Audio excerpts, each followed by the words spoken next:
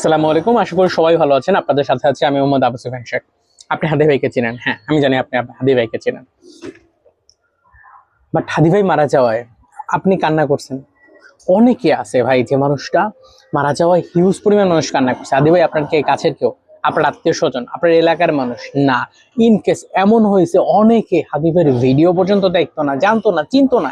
এমন অনেক আছে সোশ্যাল মিডিয়া ইউজার যারা, এবং মানে এই জেনজির কথা যদি বলি, অনেক আছে যারা হচ্ছে তার চিন্তা না, বাট তার মনেও দয়ামায় আসছে, তার মনেও কষ্ট লাগছে, সেও কান্না করছে।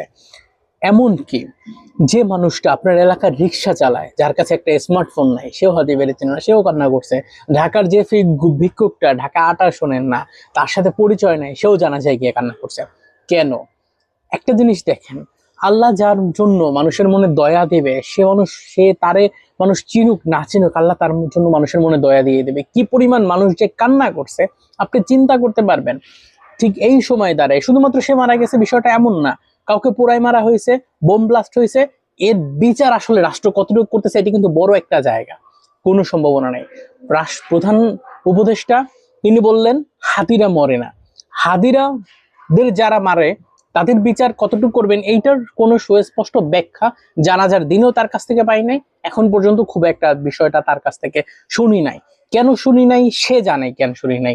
সে যদি মনে করে যে এটা বড় একটা মানবাধিকার, যে মারবে তারে মারা যাবে না, তার শাস্তি হবে না, আমি জানি না সে এরকম ভাবছে কিনা।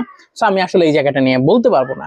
কিন্তু একটা জিনিস চিন্তা করেন, কিছু মানুষ কি কোন একটা দলের জন্য কোন একটা নেতা বলতেছে গিনিপিক টাইপের, ঠিক আছে, নামও ভুলে গেছি, নেত্রী, নেত্রী, হ্যাঁ নেত্রী ছিল।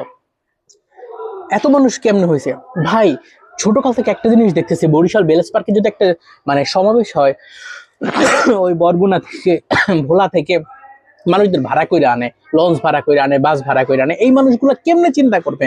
ঢাকায় যদি একটা জনসমুদ্র দরকার হয়, জনসভার দরকার হয়, সে বাংলাদেশের বিভিন্ন জায়গা থেকে মানুষ ভাড়া করে নিয়ে আসে।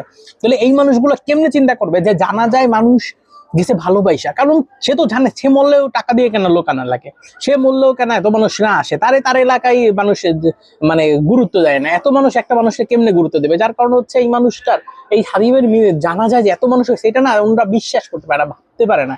উনি মনে করে টাকা দিয়ে মনে মানুষ আনছে। বাংলাদেশের বিভিন্ন জায়গা থেকে মানুষ কেন আসবে? কই আমাদের কথাই তো আসে না, আমাদের কারো কথাই তো আসে না, টাকা দিলে আসে। এই মানুষগুলা বিশ্বাস করেন, জানা যায় যারা গেছে তাদের 100 টাকা দিতেও হয় নাই, তাদের খাওয়ানো দিতে হয় না, কিছু দিতে হয় না, তারা নিজ থেকে গেছে। কিন্তু এই টাইপের মানুষগুলা, এই রাজনৈতিক ব্যক্তিগুলা কেন বিশ্বাস করবে না? কারণ সে ডাকলে 10টা মানুষ আসে না, 3টা আসে, 7টায় বলে 50 টাকা করে লাগবে। এই মানুষগুলা বিলিভ করে না যে আসলে মানুষকে মানুষ ভালোবাসতে পারে, জনগণ ও নেতাদের ভালোবাসতে পারে।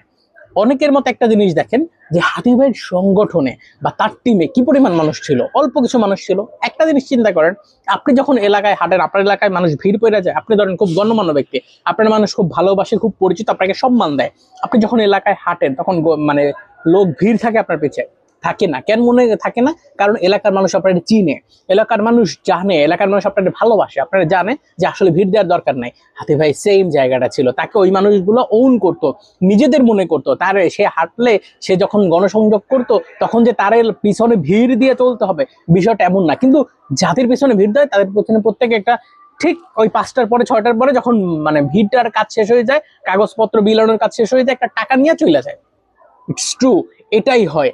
আপনারা মনে করেন না এটা হইতে পারে না, কেন ফিরি তার পিছে ঘুরবে, কেন মানুষ তার পিছে নাই? কারণ আপনার পিছে মানুষ টাকা দিয়ে, ওই মানুষটা টাকা দিয়ে মানুষটা নিত না। শুধুমাত্র হাদিবের কথা বলতেছি না, যেটা বলছি যে আসলে পুরাই মারা হইতেছে, বোম ব্লাস্ট হইতেছে, রাষ্ট্রীয় জায়গায় কতটুকু কাজ করতেছে, এটা একটা বড় একটা জায়গা, ভাবার একটা বিষয়। অনেক কিছু সংস্কারের দরকার ছিল। হ্যাঁ, অনেক আন্দোলন হয়েছে, অনেক কিছু হয়েছে, আসলে সংস্কারের সুযোগটাও তিনি ওরকম পান নাই বললে অনেক কিছু বলা যায়। কিন্তু অনেক অনেক জায়গাটা যে আসলে ইচ্ছাকৃত ছাড়ছে না, কিসের জন্য ছাইড়ে দিয়েছে, এইটা বড় একটা প্রশ্ন। কারণ করার জায়গা ছিল, করার সুযোগ ছিল, করা হয় নাই। 90 দিন সময় যে মানুষটা চাইছে, সে মানুষটা 30 দিন টিকবে কিনা ঠিক নাই। যে মানুষগুলো বলতেছে এই জায়গা আমার কাজ না, সেই মানুষগুলো আইনের বাস্তবায়নের জন্য এই জায়গাটা বসানো হয়েছে। দিন শেষে একটা ব্যর্থ কিছু মানুষদের ওখানে বসা হয়েছে, কিছু অযোগ্য মানুষদের ওখানে বসানো হয়েছে, এবং তারা বসেছে। যখন অযোগ্য মানুষ বসবে তখন যোগ্য বিচার হবে না, এই জায়গাটা স্বাভাবিক। অযোগ্য প্রধান উপদেষ্টা না, অযোগ্য আমাদের আইনমন্ত্রী না, অযোগ্য আমাদের স্বরাষ্ট্রমন্ত্রী না, অযোগ্য ছিল তারা যারা আসলে ডিসিশন নিতে ভুল করছে। কারণ একজন লিডার দূরদর্শী হইতে হয়, একটা সঠিক সিদ্ধান্ত নিতে হয়। এই মুহূর্তে আসলে জানি না ভবিষ্যতে কি হবে।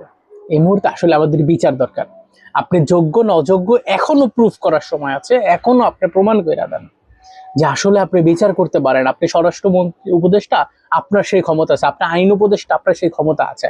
আপনি যদি বলেন ক্ষমতা নাই, আপনি যদি বলেন দায় সারা কথাটার জন্য তো আসলে মাস গেলে আপনার বেতন দেওয়া হয় না।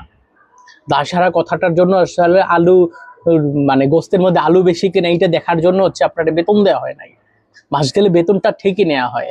আপনারা হকের কথা বলতেছেন, আপনারা হালালের কথা বলতেছেন, আপনারা ভালোর কথা বলতেছেন, সংস্কারের কথা বলতেছেন। হ্যাঁ, সংস্কার হয়েছে।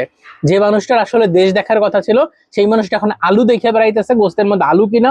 যে মানুষটা আসলে আইন বাস্তবায়নের কথা ছিল সেই মানুষটা এখন বলতেছে আমার দায় নাই, আমার কাজ না। সংস্কার হয়েছে, অনেক সংস্কার হয়েছে। তবে একটা জিনিস ভালো হয়েছে, ওই মানুষটা নাই যে মানুষটা থাকলে হাদি ভাই মারা যাওয়ার পরে, মানুষটারে পোড়াই মারার পরে, বোম ব্লাস্টের পরে একটা কথাই শুনতে হইতো, স্বজন হারার বেদন আমার চাইতে কেউ বোঝে না কাকা, আমার চাইতে কেউ বোঝে না। আমি আমার গোষ্ঠীর সব হারাইছি, আমি 40-50 বছর পর বিচার পাইছি। মানে সবাই বৈশা থাকবে, 40-50 বছর পর বিচার পাবে। এখন বিচার পাও, নিরিবিলি নাড়ু লাড্ডু খাও, বিচার পাও এখানে বৈশা বৈশা, সন্দেশ খাও, চমচমও খাইও। ভালো হয়েছে একটা দিক দিয়ে ওই মানুষটার, কিন্তু যে মানুষটারে আসলে এত আশা নিয়ে আমরা যারা বসলো তারা আসলে কি করতেছেন? তাদের কাছে চাওয়া না, এটা আসলে আমাদের অধিকার। আর আপনাদের ওইটা দায়িত্ব এবং কর্তব্যের মধ্যে পড়ে। চাইয়ে যদি অধিকার নিতে হয়, চাইয়ে যদি আসলে আইনের বাস্তবায়নের কথা বলতে হয়, তাহলে আসলে লাভ হইল কই?